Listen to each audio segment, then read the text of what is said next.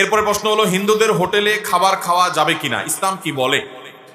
হিন্দু বা খ্রিস্টান বা অন্য ধর্মাবলম্বীরা যদি কোনো হোটেল, খাবারের হোটেল ইত্যাদি করেন, সে খাবারের হোটেল, খাবারের দোকানে যদি আপনি খাবার খান, সেটা জায়েজ হবে যদি সেটা হালাল খাবার হয়। হালাল খাবার হলে সেটা আপনি কার দোকানে খাচ্ছেন সেটা বিষয় না। হারাম খানা যদি হয়, সেটা ইমাম সাহেবের বাসায় বসেও খান, তাও সেটা কি হবে? আর হালাল খানা যদি কোনো অমুসলমান, অন্য ধর্মের মানুষ হিন্দুর বাসায় বসেও খান, কিন্তু খানাটা হালাল হয়, তাহলে ওটা খাওয়া কি হবে?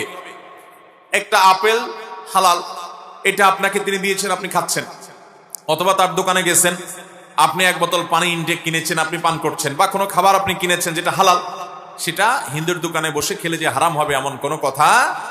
তবে যদি সন্দেহ হয় যে এই খাবারের মধ্যে কোনো হারাম নাপাক কিছু মিশায় কিনা, ধর্মীয় কারণে বা অন্য কারণে, যদি এরকম জোরালো সন্দেহ হয় এবং এরকমটি অহরহ মিশানো হয়, এরকম যদি আপনি জানেন, তাহলে তো সেটা আপনার তাকওয়ার দাবি হবে ওই সন্দেহপূর্ণ বিষয় থেকে দূরে থাকা।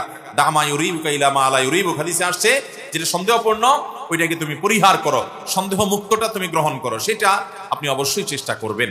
কিন্তু আপনি মুসলমানের দোকানে খান আর হিন্দুর দোকানে খান, মূল দেখতে হবে যে আপনার খাবারটা হালাল কিনা, সে হারাম দিচ্ছে কিনা, বা আপনি হারাম টাকা দিয়ে কানা কিনে খাচ্ছেন কিনা, এটা হলো মূল বিষয়।